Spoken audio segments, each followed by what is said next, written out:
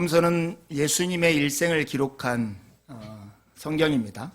네 권으로 되어 있는 마태, 마가, 누가, 요한복음은 각각의 관점과 문화적 상황에 따라서 예수님의 일생을 조금씩 다르게, 그러나 다양하고 다채롭게 그리고 있습니다. 그런데 여러분, 복음서를 읽으면서 특이한 점을 혹시 발견했을지 모르겠습니다. 우리가 통상적으로 예수님의 인생이 33년이라고 하는데 33년을 담고 있는 이 복음서 안에 예수님의 마지막 일주일에 대한 기록이 상대적으로 압도적으로 많다는 거예요. 예를 들어서 마가복음 같은 경우는 전체의 3분의 1이 예수님의 마지막 일주일에 관한 기록이고, 누가복음도 오늘 19장부터 시작해서 24장까지 하면 전체 분량의 한 5분의 1 정도가 마지막 일주일에 대한 기록으로 되어 있습니다. 그 뜻은 무엇일까요? 당연히 이 나머지 일주일, 마지막 예수님의 일주일이 그만큼 중요하다라고 하는 뜻이겠죠. 그런데 이 일주일에 그 많은 분량을 하는 이유가 뭐냐면, 예수님께서 이 땅에 오신 이유가 결국 이 마지막 일주일 동안에 행하실 예수님의 일과 깊이 관련되어 있다라고 하는 것입니다. 예수님이 이 마지막 일주일을 시작하는 장면이 뭐냐면, 오늘 우리가 함께 읽은 말씀, 예루살렘 성으로 올라가시는 일입니다. 그런데 예루살렘 성으로 올라가시면서 오늘 28절에 보면 예수님이 앞서 가시더라 이렇게 말씀하세요. 누구보다 앞장서서 이 길을 가고 있습니다. 근데 이 길이 어떤 길인지를 우리가 이미 다 알고 있잖아요. 예수님께서 친히 말씀하신 것처럼 예루살렘으로 올라가면 선지자들을 통하여 기록된 모든 것이 예수님에게 응할 것인 것을 알고 있었어요. 배반을 당하고 모욕을 당하고 십자가에 못 박혀 죽임을 당할 것을 예수님께서는 이미 분명하게 아셨음에도 불구하고 이 길을 앞장서서 지금 가고 계십니다. 하나님의 뜻에 순종하는 이 일에 있어서 용기를 지니셨고 흔들리지 않은 의지를 가지고 이 길을 가고 계십니다. 이 앞전 본문이 여리고에서 있었던 일입니다. 예수님은 여기로부터 예루살렘까지 올라가고 있는데 이 길의 여정이 예수님의 마지막 일주일의 여정을 보여주는 것 같아요. 이 세상에서 가장 해발 고도로 낮은 곳에 있는 도시가 여리고라고 합니다. 여리고는 해발 마이너스 250m에 있는 도시예요. 그러니까 우리가 지금 여기에 있다면 여기로부터 롯데타워 한 반절 정도 높이의 깊이, 그 깊이에 여리고라는 도시가 있는 거예요. 그런데 예수님이 가시는 예루살렘이라고 하는 도시는 해발 900m, 적어도 북한산보다 더 높은 곳에 위치한 도시예요. 그래서 해발 250m에서 900m까지 약 30여 킬로를 예수님께서 가시는데, 그 사이에는 유대 광야도 있고 사막도 가는 먼지투성이요 무덥고 건조한 공기 가운데 그곳을 가야만 했습니다. 근데 그 모습을 잘 상상해 보면 마치 예수님께서 마지막 일주일에 모욕을 당하고 배반당하고 십자가에 못 박혀 돌아가시는 그런 장면을 이렇게 보여주는 듯한 그 그림이 그려지지 않으신지요? 예수님께서 예루살렘 성에 올라가시는 이 장면 속에서 구체적인 사건이 벳바게에서 이루어집니다.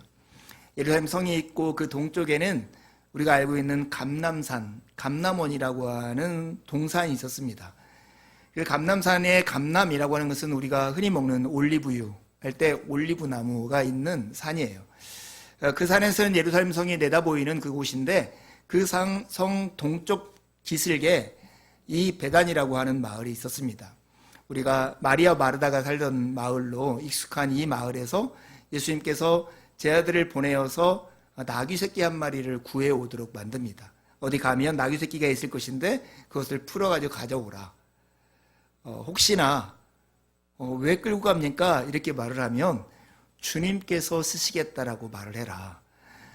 정말 제 아들이 갔을 때 그 나귀 새끼를 풀자 주인이 왜 가져가냐고 묻죠. 그러자 제 아들이 주님께서 쓰시겠다 이렇게 하니까 그것을 주어서 그것을 끌고 예수님께 옵니다. 그리고 제 아들은 자기의 겉옷을 벗어서 나귀 새끼 위에 이렇게 씌운 다음에 예수님을 그 나귀 새끼에 태우는 거죠. 상상해 보면 조그마한 나귀에 성인이 된 예수님이 타셨다면 어쩌면 강호동이 어린이들이 타는 범퍼카에 올라탄 모습처럼 보이지 않았을까 하는 그런 상상을 해봤습니다.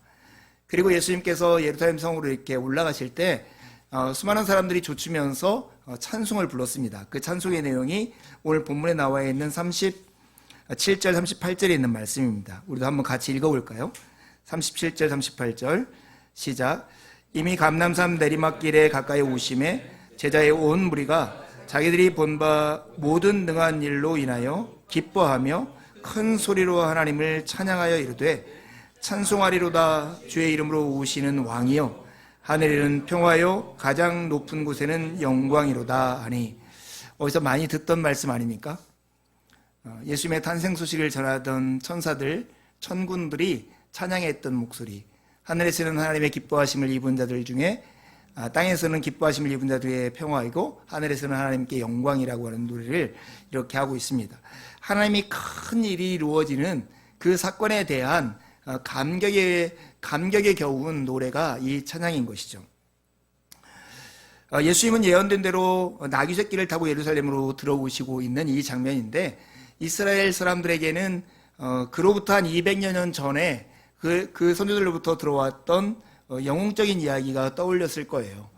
마카비라고 하는 사람이 그 당시에 헬라 제국의 많은 군대를 쫓아내고 예루살렘을 회복했던 그 일.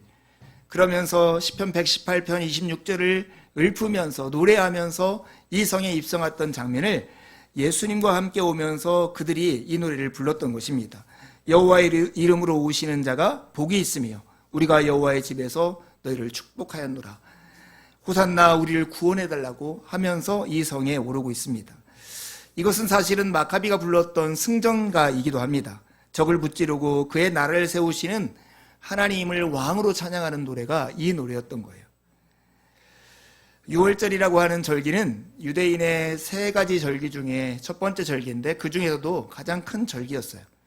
예루살렘 성에 살고 있는 사람들보다 몇 배가 많은 유대인들이 이곳에 모여서 일주일 동안 축제를 벌이는 그 기간에 예수님이 이렇게 입성하고 있는 장면은 많은 사람들에게 주목을 받았을 거예요.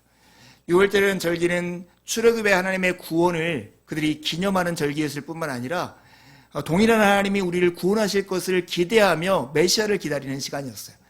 그런데 메시아로 생각되는 예수님이 이 예언한 대로 나귀 새끼를 타고 예루살렘으로 입성하시는 이 장면은, 이제는 곧 우리가 해방이 맞이하고 자유를 얻고 하나님의 구원을 경험하겠구나 하는 기대감으로 한뜩 부풀기에 부족함이 없는 사건이었습니다.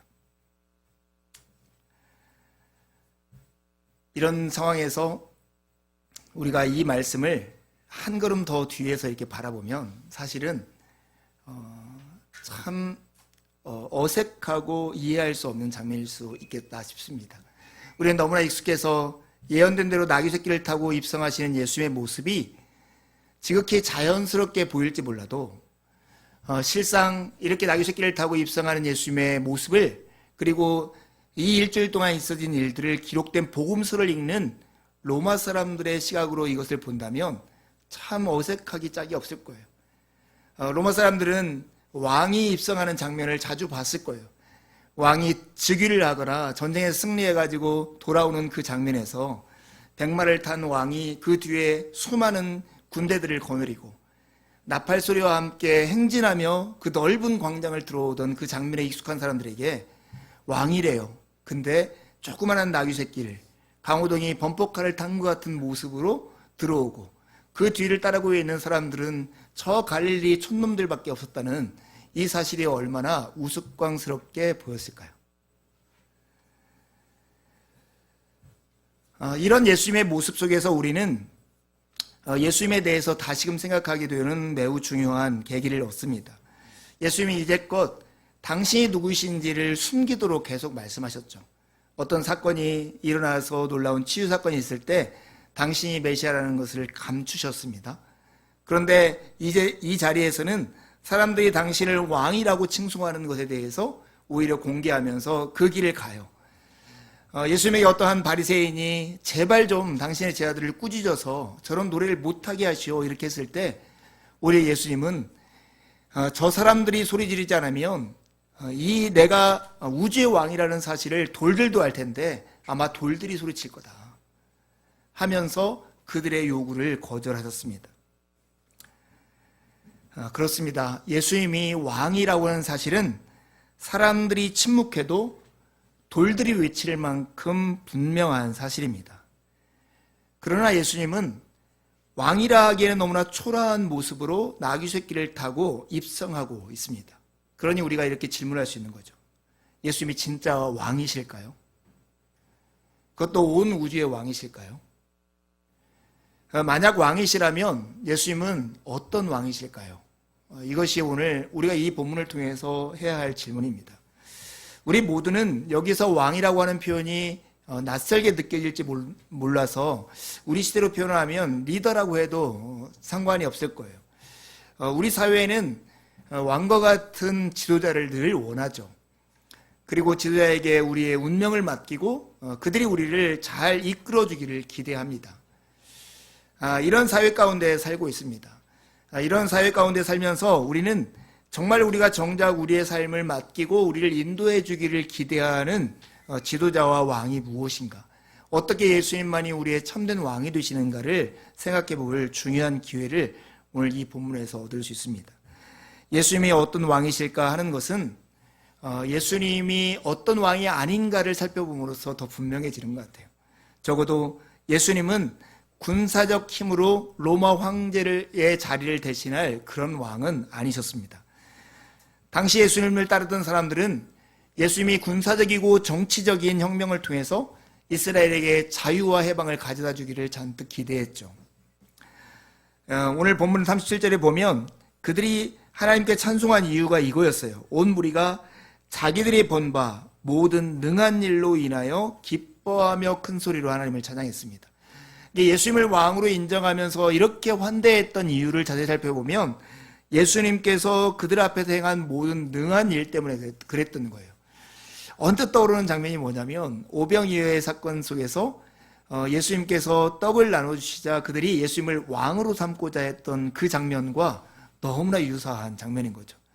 그러나 예수님께서 당신의 죽음을 얘기하고 당신을 생명의 떡이라고 얘기하자 사람들이 말씀이 어렵다고 하면서 그 자리를 다 떠나고 맙니다. 그래서 예수님께서 그들을 판단할 때 어떻게 평가했냐면 너희들이 떡을 먹은 고로 나를 따라왔다. 떡을 먹은 고로 따라왔다. 예수님이 우리에게 주시려고 하는 생명이 아니라 그냥 잠시 머물 수 있는 한 끼의 식사를 위해서 예수님을 따랐던 것처럼 오늘 우리가 살아가는 삶 속에서 보면 우리의 느껴지는 필요에서 직장을 얻고 결혼을 하고 대학을 가고 아픔에서 잠깐의 아픔에서 벗어나고 경제적인 살림이 해결되고 하는 그 수단적인 이 과정 하나의 해결을 위해서 주님을 따르다가 그 문제가 딱 해결되면 주님과 멀어지는 그런 것과 다르지 않는 것이 오늘 이 이스라엘 사람들이 예수님을 향한 찬양이었던 것입니다. 그러나 예수님은 군사적 힘으로 로마 황제를 대신할 그런 왕과 사뭇 다른 종류의 왕이셨습니다. 그분은 희생과 섬김으로 하나님의 통치를 대행하시는 왕이십니다. 예수님은 예언대로 나귀 새끼를 타고 예루살렘으로 들어오시는 이 모습은 스가랴 9장 9절에 13절에 있는 예언을 재현한 장면입니다. 여러분 주보에 나와 있는 스가랴 9장 9절의 말씀을 같이 한번 읽어보시죠. 시작. 시온에 따라 크게 기뻐할지어다. 예루살렘에 따라 즐거이 부를지어다. 보라, 내 왕이 내게 임하시나니 그는 공의로우시며 구원을 베푸시며 겸손하여서 나귀를 타시나니 나귀의 작은 것 곧 나귀 새끼니라. 예수님께서 나귀 새끼를 굳이 타고 예루살렘 성으로 입성하신 이유는 이 스가랴의 예언을 온전케 하기 위해서 오셨습니다. 스가랴 9장은 이스라엘 왕이 전쟁에서 승리한 후 예루살렘 성으로 돌아오는 모습을 묘사하는 장면입니다. 근데 예수님이 큰 말이 아니라 나귀 새끼를 타고 오시는 이 장면을 스가랴는 겸손하셔서 이렇게 말씀합니다. 이런 예수님의 실제 삶을 초대교회에서 불렀던 찬양 빌립보서 2장에 표현하면 하나님과 동등됨을 취하지 아니하시고 오히려 종의 형상으로 우리처럼 되셔서 하나님 앞에 죽기까지 순종하시는 그 예수님을 그려주는 장면이 이 장면입니다. 도무지 예수님의 영광을 볼 수 없기에 예수님이 당신을 볼 수 있도록 우리의 눈 높이까지 낮아지셔서 우리와 함께 대화하셨던 그 주님, 그 주님을 보여주는 것이 바로 나귀를 타고 입성하시는 예수님의 모습입니다. 예수님은 아무도 타보지 않은 나귀 새끼를 타셨습니다. 이것은 어떤 특별한 목적을 위해서 구별된, 예수님이 이 목적을 위해서 일부러 준비했다 하는 것을 보여주기 위한 예수님의 의도일 것입니다. 여러분, 그런데 이렇게 목회를 하면서 느끼는 많은 이렇게 아쉬움 중에 하나가 뭐냐면, 아마 예수님이 엄청난 권력과 힘과 아니면 능력과 부를 가지고 이 땅에 사셨으면 오히려 더 많은 사람이 예수님을 따르고 믿을 수 있었겠다. 비록 진심이 아니어도 예수님에 들려진 선물 때문에 믿을 수 있겠다는 그런 생각이 들었습니다. 우리 사회에서 그러잖아요. 나에게 잘 해주고 나를 위해주는 사람은 가벼이 여기고, 오히려 나에게 책망하고 나를 꾸짖고 엄하게 하는 상사에게는 겉으로라도 존중과 이렇게 예의를 갖추는 그런 모습과 비슷한 것 같아요. 집에서는 생명을 바쳐서 지를 사랑하는 부모에 대해서 냉랭하게 대하면서도, 밖에 나가면 자기에게 조그마한 호의를 베풀어주는 누구에게는 깍듯하게 대하는 이 자식놈들하고 비슷하지 않을까 하는 그런 생각이 들었습니다. 그러나 예수님은 우리를 구원하시기 위해서 우리의 자리로 오셔야만 했습니다. 우리와 눈을 마주치려고 우리의 눈높이까지 낮아지셨습니다. 누가 예수님에게서 그 영광과 풍채와 영광을 볼 수 있었습니까? 아무도 없었지만 그분은 소리 없이 마구간에 나시고 이름 없는 나사렛에서 자라시고 누구도 알아주지 않는 사이에서 로마 사회의 반역자의 버린 십자가에서 세상을 떠나셨습니다. 그러나 예수님의 그 통치 행위를 인해서 우리 모두가 하나님의 구원과 영광에 참여할 수 있게 된 것입니다. 나귀 새끼를 타고 예루살렘 성으로 들어오신 예수님은 분명한 왕이시나 그분은 세상의 여느 왕과 사뭇 다른 왕이셨습니다. 로마 황제처럼 힘으로 백성들 위해 군림하는 왕이 아니라 희생과 섬김으로 백성들을 섬김으로써 자유와 해방을 가져다 주는 왕이십니다. 사랑하는 교회 여러분, 예수님이 주시는 무엇 때문에 예수님을 따르고 있습니까? 아니면 예수님 그분 때문에 예수님을 따르고 있습니까? 우리가 잠깐 멈춰서서 해야 할 질문입니다. 사랑은 존재에서 비롯된 감정과 태도입니다. 부부가 서로를 사랑하는 것은 그 사람이 나에게 어떻게 해줬기 때문에 사랑하는 게 아니라 나와 하나로 운명이 묶여있는 그 사람이기 때문에 부부가 서로를 사랑하는 것입니다. 그래서 못난 면이 있어도 용서하고 영광이 있을 때 기쁘게 내 기쁨처럼 즐거워할 수 있는 것이죠. 저는 어려서 식탁에서 자녀들을 교육할 때 한 가지 제가 자주 했던 것이 있습니다. 그것은 적어도 저희 아이들이 사랑을 받는 이유가 너희들 자신 때문이다 하는 것을 가르쳐주고 싶었습니다. 밥을 먹을 때 이렇게 묻곤 했죠. 아빠가 너희들을 왜 사랑하는 줄 아니? 이렇게 묻곤 했습니다. 다시 하려고 하니까 굉장히 어색하네요. 네. 그래서 이제 대답을 이끌어내는 것은 꼭 이거죠. 아들이니까 이 대답을 이끌어내려고 노력했습니다. 너희들이 행실이 좋아서 무언가 공부를 잘해서 능력이 있어서 유명해서 잘생겨서 이런 것 때문에 사랑할 수 있겠지만 자식은 이렇게 우리가 생각해 보면 그냥 내 자식이기 때문에 사랑하는 것이죠. 여러분, 우리가 예수님을 사랑한다고 할 때도 동일합니다. 부부가 사랑하듯 자녀를 사랑하듯 진한 우정관계에 있는 그런 친구를 사랑하듯 순수한 사랑은 그의 무엇 때문에 사랑하는 것이 아니라 그 사람 그 자체 때문에 사랑하는 것처럼 예수님을 사랑한다는 것은 예수님이 우리에게 해주신 어떤 것 때문에 사랑하는 것이 아니라 예수님 그분 때문에 사랑하는 것입니다. 여러분은 예수님의 손에 들려있는 선물 때문에 사랑하십니까? 아니면 예수님 그분 때문에 예수님을 사랑하십니까? 예수님의 이 놀랍고 영광스러운 모습이 예수님 안에 이루어진 이 왕이라고 하는 신분과 나귀 새끼를 타신 그 모습 사이에 별난 조합에서 나타난다고 생각해요. 예수님은 분명한 왕이십니다. 돌들이 소리를 지를 만큼 창조세계가 증언하는 막을 수 없는 사실입니다. 예수님은 예언된 대로 나귀 새끼를 타고 예루살렘 성에 입성하신 걸 통해서 그걸 보여주었고, 예수님을 따르는 사람들의 찬양의 목소리는 예수님이 진정 하나님의 이름으로 오시는 왕이라는 사실을 우리에게 증언해 주고 있습니다.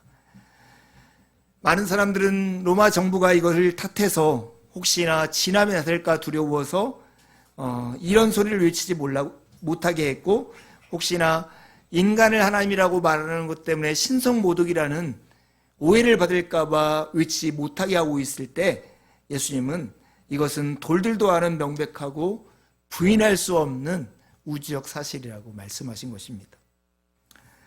그런데 예수님이 왕으로서 나귀 새끼를 타셨다는 이 사실은 두 가지 서로 다른 예수 그리스도의 영광과 그러나 우리를 위해서 겸손해진 모습이, 두 가지 탁월함이 초자연적으로 하나가 된 모습을 우리에게 보여줍니다. 나귀 새끼를 타고 왕으로서 예루살렘에 들어오신 예수님 안에는 서로 도무지 어울릴 것 같지 않은 두 가지 위대함이 함께 하나로 묶여 있는 것입니다. 이 모습을 잘 생각하면 그 예수 그리스도의 영광이 얼마나 찬란한가를 볼 수 있습니다. 시몬 베유의 중력과 은총이라고 하는 글은 저에게 늘 깊은 울림을 주는 글입니다. 여러분 주보에 있는데 한번 같이 읽어볼까요? 시작. 모든 존재는 자연의 필연성에 따라서 자기가 지닌 힘을 모두 사용한다. 영혼은 기체와 마찬가지로 주어진 공간을 완전히 채우려고 한다. 수축되는 기체, 빈자리를 남겨두는 기체는 엔트로피 법칙에 어긋난다. 기독교의 신은 다르다. 유대의 여호와가 자연적인 신인데 반하여 기독교의 신은 초자연적인 신이다. 가진 힘을 모두 사용하지 않는 것, 그것은 빈자리를 견디는 것이다. 그 어떤 자연 법칙에도 어긋나며 오직 은총만이 할 수 있는 일이다. 여러분, 그 하나님이 얼마나 초자연적인가 하는 것은 다른 것과 비교해 보면 알 수 있다는 것이죠. 다른 것과 비교해 볼 수 있는. 우리는 사람들을 자랑하고 사람들을 칭송하고 성공했다고 하는 말을 보면 많은 사람보다 가지고 많은 힘을 자기가 쓸 수 있고 많은 것을 누릴 수 있다는 것 때문에 그가 성공했다라고 말을 합니다. 그러나 우리 주 예수 그리스도는 초자연적인 분이십니다. 그 의미는 자연의 법칙을 거스르는 분, 중력을 거스르는 분, 오히려 자기를 비우시는 분, 자기의 힘을 다 사용하지 않으심으로써 당신을 나타내는 분이라고 하는 것입니다. 이게 얼마나 위대하고 놀라운 것입니까? 정말로 주님은 당신이 충분히 의롭고 당신이 충분히 정의롭고 당신이 충분히 심판할 수 있는 권리가 있고 당신이 충분히 영광을 받을 수 있는 자리에 있음에도 불구하고 그 모든 것을 내어놓고 우리의 모양으로 우리 가운데 오셔서 죽기까지 하나님의 뜻에 순종함으로써 당신께나 합당한 그 영광과 생명과 구원의 은혜를 우리로 하여금 누리게 했던 분이 예수 그리스도이십니다. 우리는 예수님을 따르는 자들입니다. 예수님을 따르는 자들도 예수님처럼 중력을 거스르는 자들입니다. 살아있는 물고기들만 물살들을 거슬러 올라갈 수 있는 것처럼 예수 그리스도를 믿어 그 안에 생명이 있는 사람들만 이 불의의 중력에 거슬러서 살아갈 수 있는 사람이라고 생각합니다. 우리의 문화라고 하는 중력, 시대 정신이라고 하는 중력, 여론이라고 하는 중력, 사람들은 다 그래 라고 말하는 중력을 거슬러서 내 힘을 다 사용하지 않으면서 하나님의 뜻에 순종하여 살아가는 삶, 그것이 그리스도인의 삶이 아닐까요? 그리스도인의 자랑이 아닐까요? 요한계시록 5장 5절에서 6절에 보면 한 장로가 예수 그리스도를 찬양하는 목소리가 나옵니다. 한번 같이 읽어보겠습니다. 요한계시록 5장 시작. 장로 중에 한 사람이 내게 말하되 울지 말라. 유다 지파의 사자 다윗의 뿌리가 이겼으니 그 두루마리와 그 7인을 떼시리라 하더라. 내가 또 보니 보좌와 내 생물과 장로들 사이에 한 어린 양이 서 있는데 일찍이 죽임을 당한 것 같더라. 그에게 7뿔과 7눈이 있으니 이 눈들은 온 땅에 보내심을 받은 하나님의 7영이더라. 예수 그리스도를 묘사하는데 한편에서는 유다 지파의 사자 라이언이라고 얘기하고 한편에서는 죽임을 당한 어린 양이라고 이렇게 묘사하고 있습니다. 어떻게 동일한 인물을 표현할 때 사자와 죽임당한 어린 양으로 묘사할 수 있겠습니까? 그러나 예수님은 이것이 가능한 분이시라는 거죠. 왕이면서 나귀 새끼를 타고 예루살렘에 입성하시는 예수님, 그 안에 이 유다 지파의 사자로서의 영광과 위엄, 그러나 죽임당한 어린 양으로서의 겸손과 희생이 담겨져 있습니다. 나귀 새끼를 타신 왕인 예수님은 우리의 평화이십니다. 그분 안에는 무한한 위엄과 완전한 겸손이, 완벽한 정의와 무한한 은혜가, 절대적인 주권과 절대적인 순종이, 자족과 하나님께 대한 전적인 의지가 하나로 어우러져 있는 것입니다. 이 주님을 우리가 믿고 그분과 하나 되어 살아간다는 그 영광과 기쁨이 여러분 안에 넘치기를 간절히 바랍니다. 정말로 예수 그리스도는 용광로와 같은 분이십니다. 쓸모없이 버려져야 할 우리의 인생이 그분 안에 있을 때 우리는 새롭게 빚어집니다. 깨어진 관계가 그분 안에 있을 때 새롭게 빚어집니다. 그리스도 안에서 남자와 여자가 종과 자유인이 유대인과 이방인이 하나가 된 것처럼 오늘 이 대한민국 안에서도 여와 야가, 진보와 보수와 가난한 자와 부한 자가, 성격이 다른, 지역이 다른 사람들이 그리스도 안에서 하나가 되는 복음의 영광이 나타나는 그런 은혜가 이 땅에 있기를 간절히 소망합니다. 그리스도인은 예수님께 배우고 그분처럼 살아가는 사람들입니다. 오늘 예수님의 특징 중에 하나는 뭐냐면 내가 누구인가를 증명하는 방식이 우리 시대와 다르다는 것입니다. 주님은 세상의 힘으로, 세상에 가진 것으로, 세상의 능력으로 자신이 누구인가를 증명하지 않으셨습니다. 오직 하나님의 뜻에 순종함으로 자신이 누구인지를 예수님은 나타내 보여주었습니다. 힘으로 자신을 자랑하고, 소유로 자신을 자랑하고, 능력으로 자신을 자랑하고 증명하고 의미 있다라고 여기게 된다면 욕심을 부릴 수밖에 없고, 욕심을 채우러 경쟁하며 이웃의 것을 빼앗는 길로 갈 수밖에 없을 것입니다. 그러나 예수님의 방식은 낮아지시는 것이었습니다. 자기의 권리를 다 쓰지 않는 것이었습니다. 자기의 요구를 다 하지 않는 것이었습니다. 그 덕분에 약한 자가, 없는 자가, 할 수 없는 자가 움직일 수 있는 공간을 내어주시는 것이었습니다. 사랑하는 교회 여러분, 우리 몸된교회 공동체는 매우 작은 공동체입니다. 그래서 내일 노예 같은 곳에 가면 이 몸된교회 담임 목사라고 하는 그 위치가 저에게 외세해 보일 때가 있습니다. 하지만 말씀 앞에 서서 우리 자신을 보면 그래서 우리 스스로에게 묻기를 우리의 자랑이 무엇인데? 라고 하는 질문을 하지 않을 수 없습니다. 우리 교회의 규모, 우리가 가지고 있는 건물, 우리가 가지고 있는 재정, 이것이 하나님 앞에 자랑이 될 수 있을까요? 예수 그리스도의 영광 앞에 이런 것들이 자랑이 될 수 있을까요? 될 수 없을 것입니다. 오히려 5달란트 맡은 사람, 2달란트 맡은 사람, 1달란트 받은 사람에게 예수님께서 요구했던 착하고 충성된 종의 역할을 다했는가가 우리의 자랑이고 영광이 될 것입니다. 우리 안에 예수 그리스도의 이 영광과 아름다움과 성품이 우리 공동체 안에 서로에게 비춰지고 있습니까?